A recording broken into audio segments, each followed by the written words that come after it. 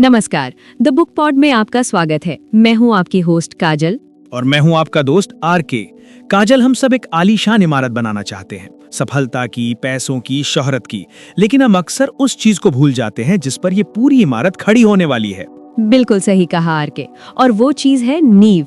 अगर नींव कमजोर हो तो बड़ी से बड़ी इमारत एक झटके में गिर जाती है। हमारी जिंदगी में वो नींव है हमारा आत्मविश्वास, सेल्फ कॉन्फिडेंस।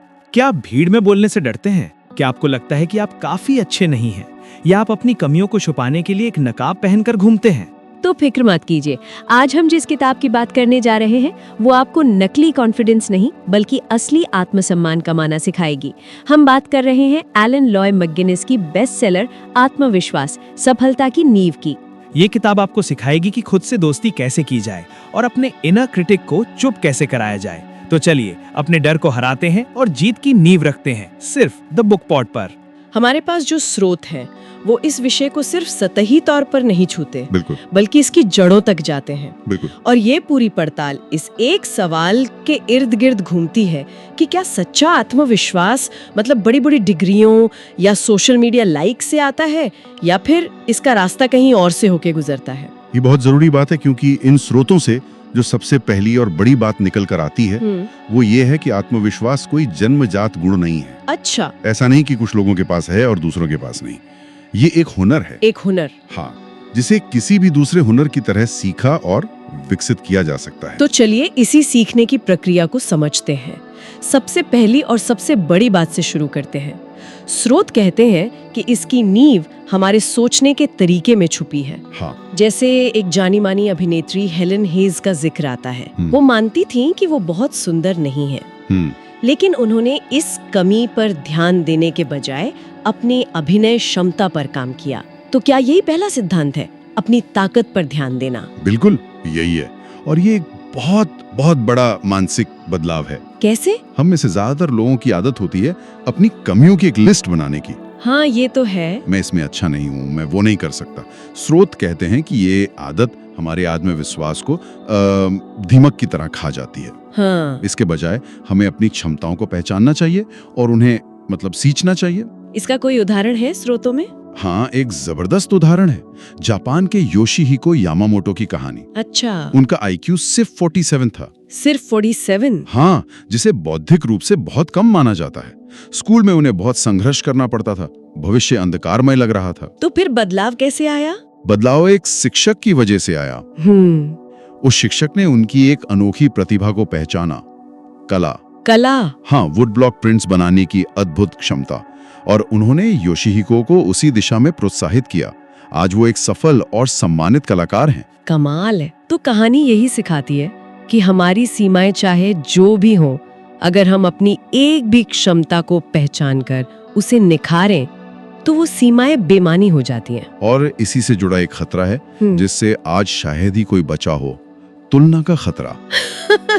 सबसे बड़ा दुश्मन। हाँ, सोशल मीडिया पर, असल जिंदगी में हम लगातार यही तो करते हैं और फिर निराश हो जाते हैं। और ये एक पूरी तरह से निरर्थक अभ्यास है। स्रोत में एक दिलचस्प तथ्य है। क्या? कि आनुवांशिक रूप से हमारे जैसा कोई दूसरा इंसान होने की संभावना लगभग 0 है। लगभग 0? बिल्कुल।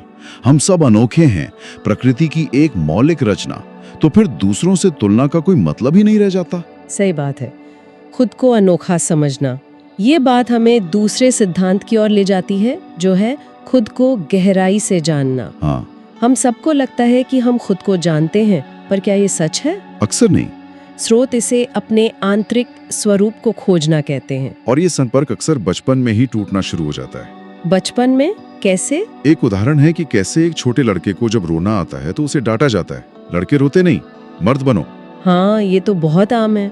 धीरे धीरे वो अपनी भावनाओं को दबाना सीख जाता है। उसे लगता है कि ये भावनाएं स्वीकार्य नहीं है और इस तरह हमारा अपने सच्चे मैं से रिश्ता कमजोर पड़ जाता है। तो अगर ये संपर्क टूट गया है तो इसे फिर से जोड़ने का कोई तरीका भी है? हाँ, कुछ व्यवहारिक तरीके सुझाए गए हैं, जैसे एक व्यक्तिगत जर्नल रखना, डायरी लिखना। हाँ, जिसमें हम अपनी सच्ची भावनाओं, अपने सपनों, अपने डर को बिना किसी लाग लपेट के लिख सकें। दूसरा तरीका है अकेले में समय बिताना। आज की शोर शराबे वाली दुनिया में ये मुश्किल लग सकता है। बहुत मुश्किल। लेकिन बाहरी शोर से दूर होकर ही हम अपनी अंदरूनी आवाज को सुन सकते हैं। खुद को जानने की बात तो ठीक है, लेकिन हम में से ज्यादातर लोग तो खुद को अपने काम से ही जानते हैं, है ना? बिल्कुल, किसी से मिलते हैं तो पहला सवाल ही यही होता है, आप क्या करते हैं? और यहीं से तीसरा सिद्धांत आता है, अपनी पहचान और अपने काम में फर्क करना। अच्छा, स्रोतों में से ट्रेडमिल से नीचे उतरना कहा गया है। ट्रेडमिल से नीचे उतरना मतलब जब हमारा आत्मसम्मान पूरी तरह से हमारी उपलब्धियों पर निर्भर हो जाता है, तो हम एक ऐसी अंतहीन दौड़ में शामिल हो जाते हैं जिसका कोई अंत नहीं। एक प्रमोशन, फिर दूसरा, एक टारगेट, फिर उससे बड़ा। बिल्कुल, हम हमेशा भागते रहते हैं। और इस मानसिकता को अक्सर वर्कोहॉलिक कहा जाता है। हाँ, यानी हर वक्त काम में डूबे रहने की आदत। क्या ये लोग ज्यादा सफल होते हैं? दिलचस्प बात यह है कि स्रोत बताते हैं कि ऐसे लोग अक्सर कम प्रभावी होते हैं। अच्छा, ये तो उल्टी बात हुई। हाँ, क्योंकि उनका ध्यान नतीजों के बजाय सिर्फ गतिविधियों पर होता है। वो बस व्यस्त दिखना चाहते हैं, खुद को साबित करने के लिए। हाँ, स्रोत में एक युवक की कहानी है जिसे बचपन में सिर्फ तब तारीफ मिलती थी जब वो लॉन की घास अच्छी तरह काटता था। तो इसका उस पे क्या असर हुआ होगा? बहुत गहरा। उसने अपने दिमाग में ये बिठा लिया कि उसका महत्व उसके काम से जुड़ा है। बड़ा होकर भी वो दूसरों की मंजूरी पाने के लिए लगातार काम करता रहा। 2-2 नौकरियां की, पार्ट टाइम पढ़ाई की। जबकि उसकी पत्नी को शायद कुछ और चाहिए होगा। बिल्कुल, उसे बस ये चाहिए था कि वो घर पर उसके साथ थोड़ा समय बिताए। ये एक क्लासिक उदाहरण है। हमारा आत्मविश्वास कितना नाजुक हो जाता है ना। अगर काम चला गया तो लगता है पहचान ही चली गई। सही कहा। तो अगर पहचान काम से नहीं आती तो फिर कहाँ से आती है? ये एक बड़ा सवाल है। इसका जवाब चौथे सिद्धांत में है। बताइए। सिद्धांत कहता है, कोई ऐसा काम खोजो जिसे करना तुम्हें पसंद हो और उसे बार बार इतनी अच्छी तरह से करो कि तुम उसमें माहिर हो जाओ। महारत। हाँ, उद्देश्य और महारत। जब हम किसी ऐसे काम में महारत हासिल करते हैं जिसे हम सच में पसंद करते हैं, तो हमारा आत्मसम्मान वो अंदर से आता है। किसी के सर्टिफिकेट की जरूरत नहीं होती। बिल्कुल। जैसे फर्नीचर निर्माता सैम मैल्यूफ की कहानी। हाँ, उनके बारे में बताइए। सैम हाथ से रॉकिंग चेयर्स बनाते थे। उनका जुनून बस बेहतर से बेहतर कुर्सी बनाना था। वो एक कुर्सी बनाकर उसे अपनी वर्कशॉप की छत से नीचे फेंक कर देखते थे कि उसके जोड़ कितने मजबूत हैं। सच में? हाँ, अगर वो टूट जाती तो वो फिर से बनाते। वाह। सालों तक अपनी कला को निखारा और आखिरकार उन्हें अपने क्षेत्र में जीनियस का दर्जा दिया गया। मतलब उनका ध्यान बेचने पर नहीं, बनाने पर था। ऐसी कुर्सी जो टूटे ही नहीं। बिल्कुल सही पकड़ा आपने। उनका आत्मविश्वास उनकी कला पर, उनकी पकड़ से आता था। यही सच्ची महारत है। तो ये 4 सिद्धांत तो एक तरह से हमारे नजरिया बदलने के लिए हैं, लेकिन नजरिया बदलना एक दिन का काम तो है नहीं है। क्या स्रोतों में कुछ ऐसे ठोस अभ्यास भी बताए गए हैं जिन्हें हम अपनी रोजमर्रा की आदत में शामिल कर सकें? हाँ, और ये अभ्यास बहुत शक्तिशाली हैं। पहला है सकारात्मक आत्मचर्चा, पॉजिटिव सेल्फ टॉक। हाँ, हमारे दिमाग में 24 घंटे एक बातचीत चलती रहती है। स्रोत बताते हैं कि ज्यादातर लोगों में ये बातचीत नकारात्मक होती है। मैं ये नहीं कर सकता, मुझसे फिर गलती हो गई, मैं बेवकूफ हूँ। ये एक आदत बन जाती है। तो इसे बदलने का तरीका क्या है? क्या सिर्फ अच्छा सोचना है? नहीं, सिर्फ सोचना नहीं, सचेत रूप से बदलना है। कैसे? तरीका ये है कि जैसे ही आपके दिमाग में कोई नकारात्मक विचार आए, उसे पहचानें, उसे पकड़ें और फिर तुरंत उसे एक ज्यादा सकारात्मक या कम से कम यथार्थवादी विचार से बदल दें। जैसे अगर मन में आए, मैं हमेशा देर से पहुंचता हूँ, तो इससे बदलकर सोचें, मैं आज समय पर पहुंचने की पूरी कोशिश करूंगा और उसके लिए अभी निकलूंगा। ये छोटी आदत है पर असर बहुत बड़ा है। हर दूसरा अभ्यास सुनने में थोड़ा जादुई सा लगता है। Mental visualisation. हाँ, सफलता की मानसिक तस्वीर देखना। क्या इसके पीछे कोई असली विज्ञान भी है? ये सवाल बहुत वाजिब है। हाँ। और स्रोत साफ करते हैं कि ये जादू नहीं, न्यूरोसाइंस है। अच्छा। हाँ, खिलाड़ी सालों से इसका इस्तेमाल कर रहे हैं। जब आप अपने दिमाग में किसी काम को सफलतापूर्वक करते हुए कल्पना करते हैं, तो आपका दिमाग उन न्यूरल पाथवेज को मजबूत करता है जिनकी जरूरत उस काम को असल में करने के लिए होती है। मतलब दिमाग को ट्रेनिंग देना। बिल्कुल। डॉक्टर चार्ल्स गारफील्ड का एक हैरान करने वाला उदाहरण है। हाँ। वो एक वेटलिफ्टर थे। वो 300 पाउंड वजन उठाते थे।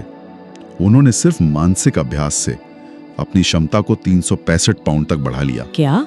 बिना असल में वजन उठाए? हाँ, कई हफ्तों तक दिन में 40 मिनट सिर्फ ये कल्पना की कि वे ज्यादा वजन उठा रहे हैं। हर डिटेल की कल्पना की होगी। बिल्कुल। वजन का एहसास, मांसपेशियों का तनाव और सफल होने की भावना, और जब उन्होंने असल में कोशिश की तो वो ऐसा कर पाए। कमाल है। ये दिखाता है कि हमारा दिमाग कल्पना और हकीकत में ज्यादा फर्क नहीं कर पाता। सही कहा। इसलिए असफलता की चिंता करने के बजाय हमें सफलता की कल्पना करनी चाहिए। ये अभ्यास हमें अंदर से मजबूत बनाते हैं ताकि हम बाहरी दबावों से मुक्त हो सकें, जैसे कि दूसरों की उम्मीदों की बेड़ियां। हाँ, और खास तौर पर हमारे माता पिता की। ये तो एक बहुत बड़ा कदम है। बिल्कुल। आत्मविश्वास का एक बड़ा हिस्सा ये तय करना है कि हम दूसरों को खुश करने के लिए नहीं जी रहे हैं, और हमारे माता पिता के साथ हमारे रिश्ते, चाहे वो कितने भी जटिल क्यों ना हो, हमारी आत्म छवि पर गहरा असर डालते हैं। मतलब हम अनजाने में उनके अधूरे सपनों को पूरा करने की कोशिश करते रहते हैं, या उनकी आलोचनाओं को अपने मन में दोहराते रहते हैं। स्रोत इन अनसुलझे मुद्दों के साथ शांति स्थापित करने की सलाह देते हैं ताकि हम भावनात्मक रूप से स्वतंत्र हो सकें। अब उन चीजों की बात करते हैं जो चुपके से हमारे आत्मविश्वास पर हमला करती हैं। 2 बड़े दुश्मनों का जिक्र है। शरीर के बारे में हमारी सोच और बेवजह का अपराध बोध। ये दोनों ही बहुत आम है ना? बहुत। शरीर की बात करें तो स्रोत साफ करते हैं कि हमारा शारीरिक आकर्षण और हमारा आत्मविश्वास सीधे तौर पर नहीं जुड़े हैं। ये कैसे? एक अध्ययन में पाया गया कि लोग असल में जितने आकर्षक होते हैं और वो खुद को जितना आकर्षक मानते हैं, उसमें बहुत कम संबंध होता है। अच्छा। आत्मविश्वास इस बात से नहीं आता कि हम कैसे दिखते हैं, बल्कि इस बात से आता है कि हम अपने शरीर के साथ कैसा महसूस करते हैं। मतलब अपने शरीर को एक साधन के रूप में देखना, सजावटी वस्तु के रूप में नहीं। बिल्कुल। और अपराध बोध के बारे में क्या? कुछ लोग तो हर बात के लिए सॉरी बोलते रहते हैं। स्रोत यहाँ सच्चे और झूठे अपराध बोध में फर्क करने पर जोर देते हैं। सच्चा अपराध बोध? हाँ, जब हमने सच में कुछ गलत किया हो, उसे सुधारना चाहिए। ये एक स्वस्थ भावना है। और झूठा? झूठा अपराध बोध एक आदत है जिसमें हम लगातार खुद की आलोचना करते हैं, हर बात के लिए माफी मांगते हैं, ये महसूस करते हैं कि हम काफी अच्छे नहीं हैं। ये एक अस्वस्थ आदत है। तो इन सभी सिद्धांतों, अभ्यासों और दुश्मनों को समझने के बाद आखिर में सबसे शक्तिशाली चीज क्या है? वो है प्रेम और मानवीय संबंध। हम्म। स्रोत कहते हैं कि आत्मविश्वास अकेले में नहीं बनाया जा सकता। हम सामाजिक प्राणी हैं। हमें ऐसे लोगों के एक नेटवर्क की जरूरत होती है जो हमें सहारा दें, जो हमारी कमियों के बावजूद हमें स्वीकार करें और हमारे विकास में हमारी मदद करें। यह नेटवर्क परिवार हो सकता है, दोस्त हो सकते हैं, कोई भी। लेकिन कई बार लोग अस्वीकृति मतलब रिजेक्शन के डर से दूसरों से जुड़ने में डरते हैं। ये एक जरूरी मुद्दा है, और स्रोत कहते हैं कि हमें अस्वीकृति से डरकर खुद को एक खोल में बंद नहीं करना चाहिए। ये तो जीवन का हिस्सा है। बिल्कुल। अगर कोई हमें अस्वीकार करता है तो इसका मतलब ये नहीं है कि हम में कोई कमी है। हो सकता है हम बस उस स्थिति के लिए सही नहीं थे। इससे सीखना चाहिए और आगे बढ़ना चाहिए। हाँ, ना कि ये मान लेना चाहिए कि हम किसी के लायक नहीं हैं। तो इन सभी बातों का निचोड़ क्या है? अगर हमें इस पूरी चर्चा को एक लाइन में समेटना हो तो वो क्या होगी? ऐसा लगता है कि सच्चा आत्मविश्वास खुद को दुनिया में सर्वश्रेष्ठ समझने के बारे में नहीं है। नहीं, बिल्कुल नहीं। बल्कि अपनी क्षमताओं को जानने, अपनी कमजोरियों को स्वीकार करने और लगातार खुद को बेहतर बनाने की एक शांत और स्थिर प्रक्रिया है। आपने इसे बहुत अच्छे से समेटा है, और शायद सबसे गहरा विचार ये है जो स्रोतों के अंत में आता है। बताइए। आत्मविश्वास तब तक अहंकार में नहीं बदलता जब तक वो सेवा और दूसरों के प्रति प्रेम के भाव से जुड़ा होता है। मतलब जब हमारी जिंदगी का मकसद सिर्फ अपनी सफलता नहीं, बल्कि दूसरों की भलाई में योगदान देना भी बन जाता है, तो हमारा आत्मविश्वास एक मजबूत लंगर बन जाता है, ना कि हवा में उड़ने वाला गुब्बारा। इस चर्चा के बाद एक सवाल मन में आता है। क्या आत्मविश्वास खुद को खोजने की एक प्रक्रिया है, जैसे कोई खोई हुई चीज हो जिसे हमें ढूंढना है, या जैसा कि ये स्रोत इशारा करते हैं, ये खुद को बनाने की एक आजीवन यात्रा है जिसमें हम हर दिन अपनी आदतों और अपनी सोच से खुद को तराशते हैं? तो दोस्तों, ये थी एलन लॉय मैगिनिस की वो गाइड जो बताती है कि आत्मविश्वास का मतलब परफेक्ट होना नहीं, बल्कि अपनी कमियों के साथ खुद को स्वीकार करना है। हमें उम्मीद है कि द बुक पॉड का ये एपिसोड सुनने के बाद आप शीशे में देखकर खुद को कोसेंगे नहीं, बल्कि खुद पर गर्व करेंगे। अगर आज इस पॉडकास्ट ने आपके अंदर थोड़ी सी भी हिम्मत भरी है तो चैनल को अभी सब्सक्राइब करें और लाइक बटन जरूर दबाएं। इस वीडियो को उस दोस्त या परिवार के सदस्य के साथ शेयर करें जिसे आप जिंदगी में आगे बढ़ते हुए और खुश देखना चाहते हैं। ये वीडियो उनके लिए एक टॉनिक का काम करेगा। और अब आज का वो सवाल जो आपको खुद से पूछना है। लेखक कहते हैं कि हमारे अंदर एक आलोचक बैठा है जो हमें हमेशा टोकता रहता है। तो हमारा सवाल आपसे ये है, और इसका जवाब आपको बहुत ईमानदारी से नीचे कमेंट बॉक्स में देना है। जब भी आप कोई नया काम करने जाते हैं तो आपके अंदर का डर आपसे क्या कहता है? लोग हंसेंगे या तुमसे नहीं होगा? और आज आप उस डर को क्या जवाब देंगे? अपने उस डर को कमेंट में लिखकर आज हमेशा के लिए खत्म कर दीजिए। हमें आपके जवाब का इंतजार रहेगा। मैं हूं आरके और मैं हूँ काजल। आपसे फिर मिलेंगे एक नई किताब और नई उम्मीद के साथ। तब तक के लिए खुद पर भरोसा रखिए, क्योंकि आप खास हैं।